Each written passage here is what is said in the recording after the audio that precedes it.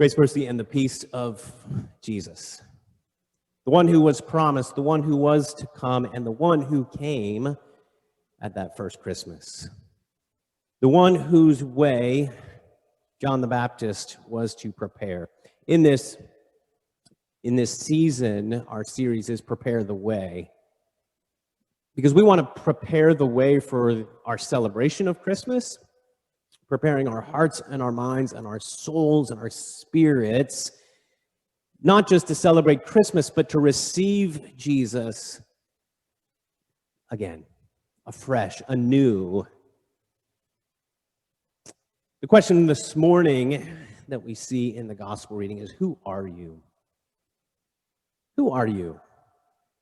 I've been to a number of places, and it's the first time you're there, and there's a greeting or a time when people are gathered that maybe haven't ever met each other before.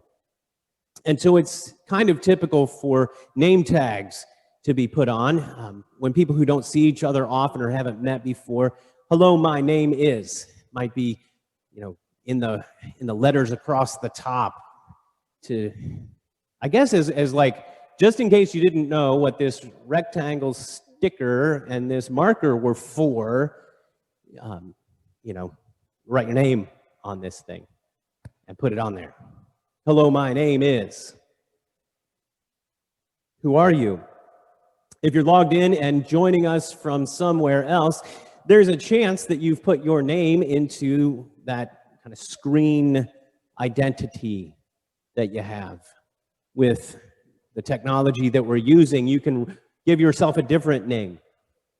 So maybe you're logged in as iPad or something and nobody knows who you are, or maybe your name is there for everyone to see. Screen identities and logins are such a part of our lives now, right? How many usernames do you have to try to remember?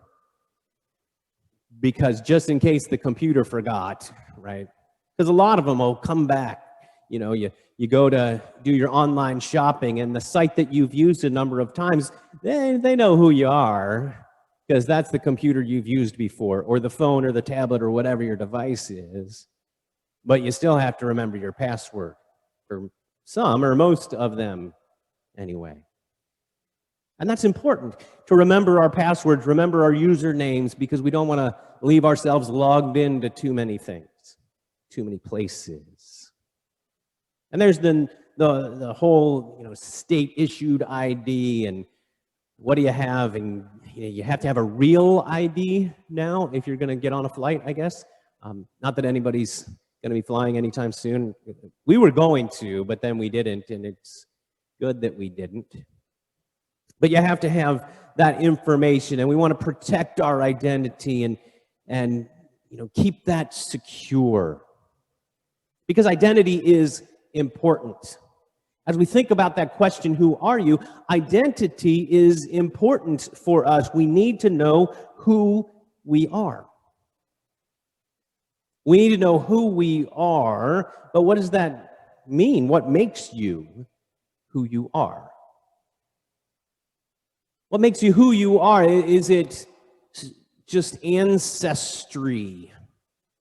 As we look into the stories of the birth of Jesus, there are a couple of places where his ancestry is laid out.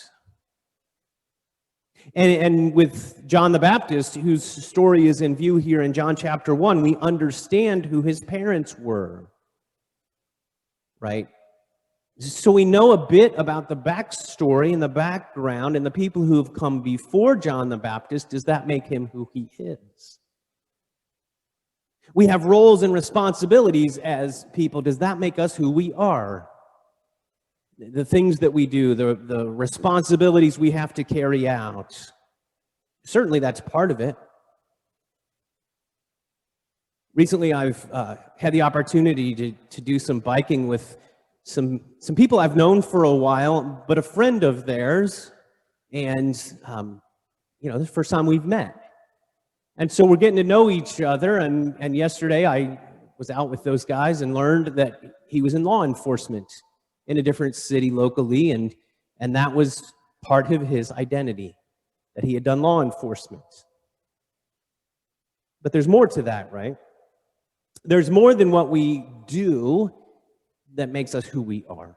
We have gifts and opportunities. We have things that we stand for, values that we carry, things that are important to us, priorities, how we spend our time, how we spend our money and resources that we have. That connects with our identity, our personality, our traits, our habits, our skills. All of that together make up our identity. And it's important. It's important to know who we are. But it can be a complicated question. And that question is asked twice of John in the gospel reading today. Who are you? Because people wondered about John's identity. John the Baptist, who's not the gospel writer for John, he's the one who's in the center of all of this action that's happening in the text. So the priests and Levites come out to ask John, and they don't have the backstory that we get in verses 6 through 9, especially 6 and 7. It says in there that he was sent from God. There was a man who was sent from God. So we read that, we know, okay, John has a particular role, and he's a sent one, sent from God. So there's something significant about that. His name is in there. He's John. But it says in there that he's a witness. The word that's translated witness there is the same word same root as the word martyr that we have. In fact, the word martyr really means witness. The way that that word has transformed it is particularly now a person whose witness has been to the point of death, right?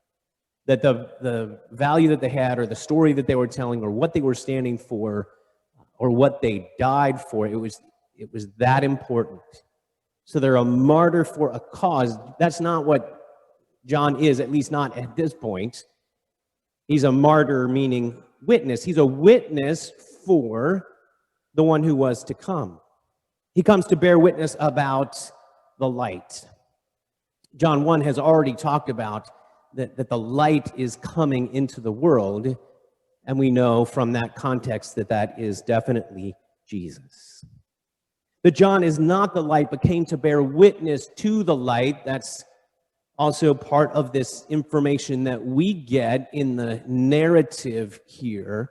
But the priests and the Levites don't have that, and they come asking the question. This is in verses 21 and 22. They asked him, "What then? Are you Elijah?" He said, "I am not." "Are you the prophet?" And he answered, "No." So they said to him, "Who are you? We need to give an answer to those who sent us.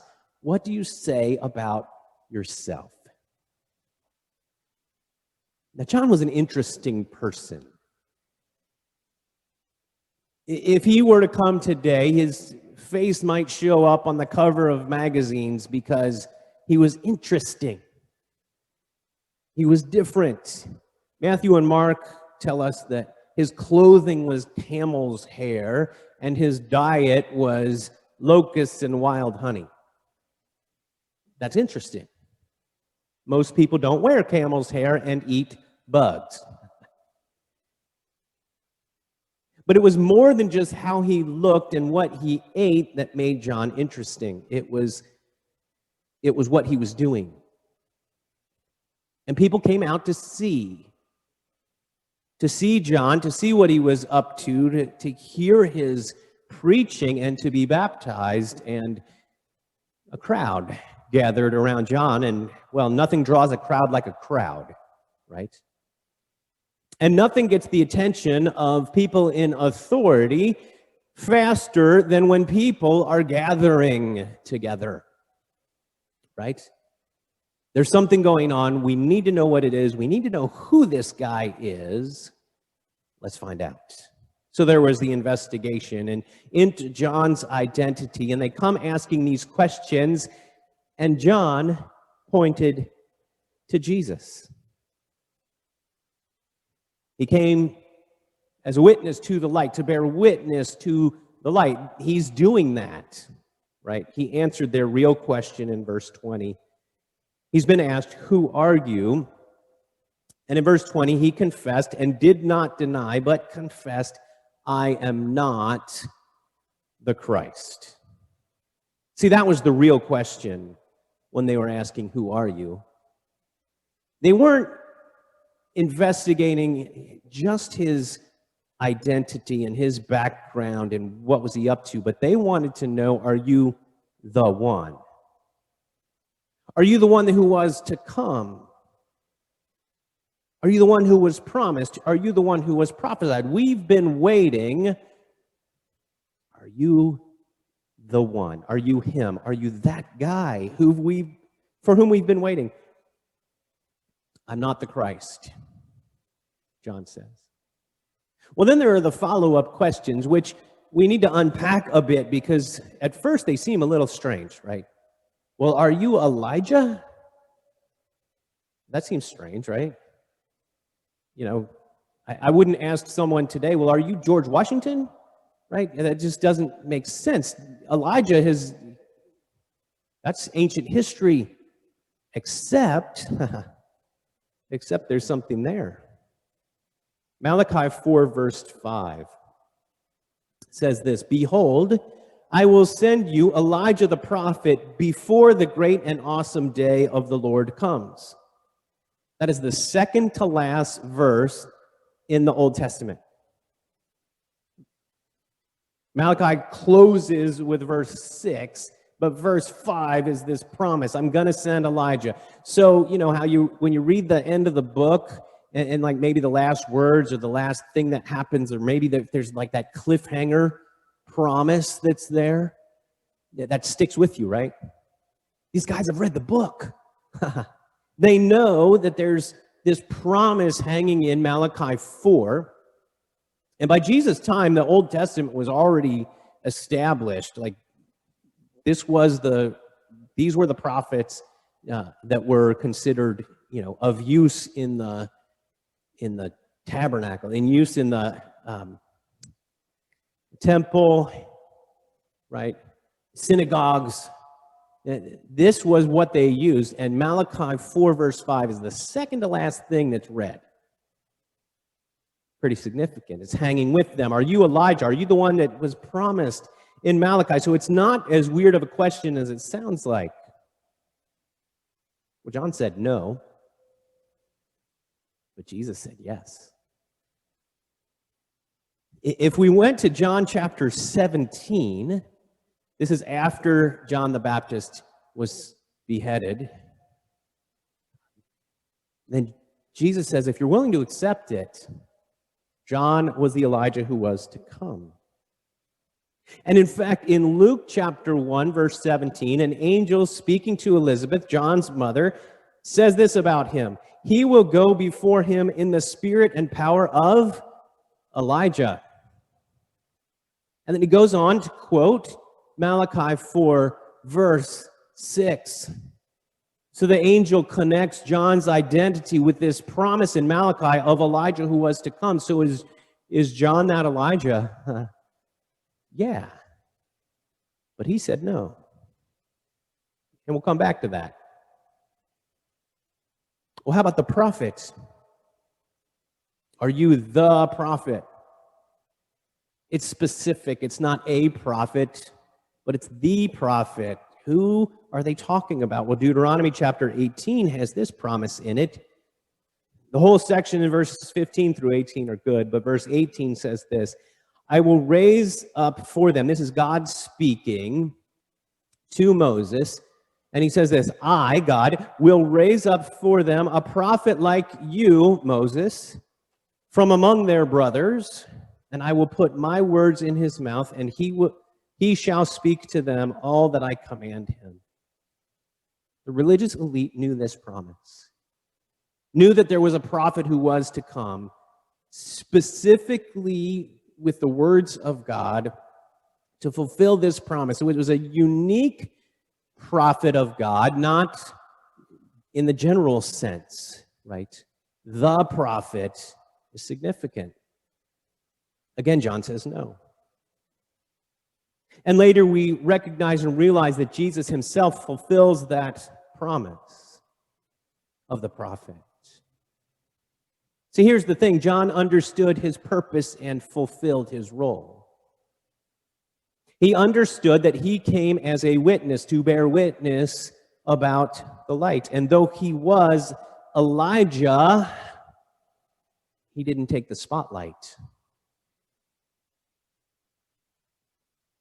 He was the Elijah who was to come, but if he had said, "Yes, I am he," right? That builds himself up and pulls the spotlight in on himself when his job was not to have the light, but to point to the light, to bear witness about the light.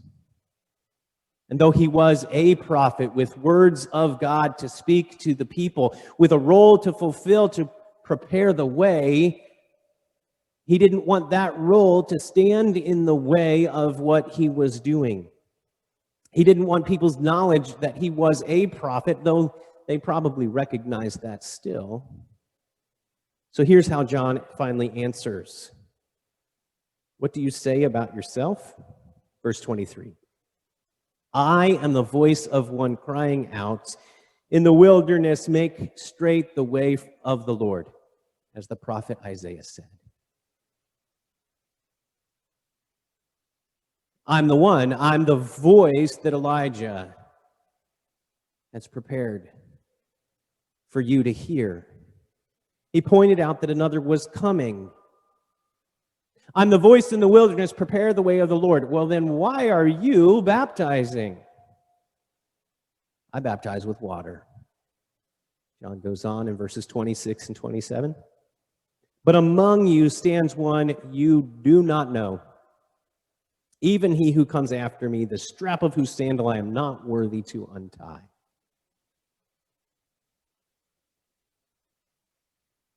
John pointed to Jesus. And of course he did. That was his role. That was his purpose. Preparing the way for the one whose arrival the Pharisees, the scribes, the Levites were anticipating, were waiting for, but did not recognize. Did not see in Jesus the fulfillment of these things. But John had a role to fulfill, and that's what he did. Who are you? I'm the one who's preparing the way. I'm the one who's blazing the trail for him to walk. He's coming. He's almost here, John was saying. Well, the question for us to think about this morning is, who are you? Who are you? What do you say about yourself? How would you answer that question that came to John? Who are you? Lately, because of how life is right now, we might not be meeting that many new people. So maybe we're kind of out of that practice of introducing ourselves and saying hello and getting to meet new people and build relationships. And of course, it starts, with our names. We need that handle. We need that way to connect and speak to one another. But what else? What do you say about yourself? A lot of us like to talk about ourselves. We like to, share stories of things we've done or places we've gone or accomplishments that we've made or, special memories. And we're inviting you to do that in a couple of weeks, to send those videos in, to share your stories of Christmas. And we want to share good things, and it's a way that we can be identified, in a way that we can connect with one another and find, mutual experiences or things that we share, and those things are important. Sometimes it seems there are those who are ready to share other more negative experiences. People whose pain is the first thing that they might talk about or early on. What is their suffering or their struggle? And maybe it's a cry for help, or maybe it's a desire for attention, and sometimes it's hard to figure out. But is that who you are? How do we let people know who we are? And how can we seize the opportunity to point to Jesus? To do what John did. In a different way, his role was unique in the history of the world as the one who was to prepare the way, the one who was the voice in the wilderness, the one who was Elijah, who was to come preparing the way for Jesus. But how can we point to Jesus as well? How can we do that as part of who we are as his people? Because our identity in Christ is made new. We are, by faith in him, children of God. That promise comes earlier in John chapter 1, at verse 12. To all who did receive him. This is actually in the part that we skipped over. To all who did receive him, that is Jesus, who believed in his name, he gave the right to become children of God. Who are you? You're a child of God through faith in Christ, claimed, washed, redeemed, made holy in his sight. Beyond where we're from, what we do, what our experiences are, who our family might be, that is an identity we can cling to, we can hold on to. In the midst of troubles and struggles and the trials of life, we can hang on to that we're children of God through faith in the one who was to come. And we can point to him, and how we do that is be the person you were made to be. Be the person you were made to be. See, a lot of times in our identity crises that we can get into, we look around and think, oh, I wish I was better at that, like that person. I wish I had that experience like that friend of mine or that person that I saw. I wish I had the resources that he has or she has. We shouldn't be wishing our lives away, what we've been given, the opportunities that we have, the identities that we have as people. Who has God made you to be? God called John for this specific purpose and this role. Who has he called you to be? Luther writes about vocation. And when he writes that, it's not about the work that we do exclusively, but he writes about the different roles that we have and how we can serve God in these various roles. As a husband or wife, as a parent, as a child, as a friend, as a neighbor, as a shoemaker, as a baker, I guess a candlestick maker too. How can we do that? How can we serve God through what we do? By doing it to the best of our ability, by using the resources and the skills and the talents and the opportunities that we've been given to fulfill the roles that we have. We're not all the same. We're different people. We're unique in our DNA, down to our very core. We are unique individuals. And God has chosen us in him before the foundation of the world, given us a new identity as children of God, made us brothers and sisters in this faith, that we would live out our identity in him. Let's live that identity. Who are you? You're a child of God, seeking to prepare the way for the Lord. Amen.